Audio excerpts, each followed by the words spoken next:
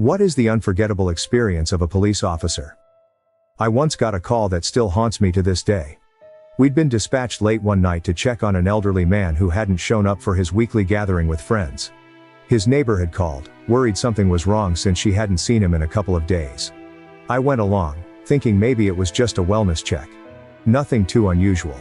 When we arrived, the lights were off, and there was an unsettling quiet around the house. We knocked a few times, but there was no answer. Eventually we got permission to break in and found him in his armchair in the living room, still and silent. At first, I thought he'd passed away peacefully in his sleep, but as we moved closer, we saw what really happened. The entire place was torn apart.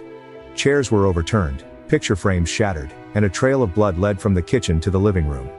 He'd been attacked, left to suffer alone, and had managed to crawl his way to his armchair, where he finally succumbed. His hands were still clutching a small photograph of his late wife, and something about that detail just shattered me. He'd likely been calling out for help, hoping someone would come, and we hadn't known. We pieced together that someone had broken in, searching for valuables. They'd targeted a man who lived alone, who wouldn't have anyone rushing to check on him for a day or two. And this poor man had fought back, holding on to his memories, to the last image of his wife. His house was ransacked, and yet the only thing he'd clung to was that photograph. I stayed behind after the scene was processed, just sitting on his porch in the silence.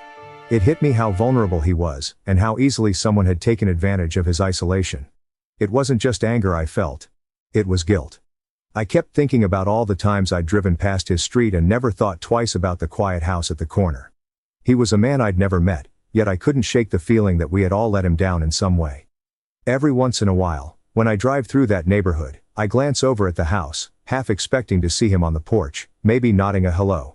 The memory of that night has lingered, a reminder of how quickly someone's whole world can be taken from them, and how much they might still hold on, even in their final moments.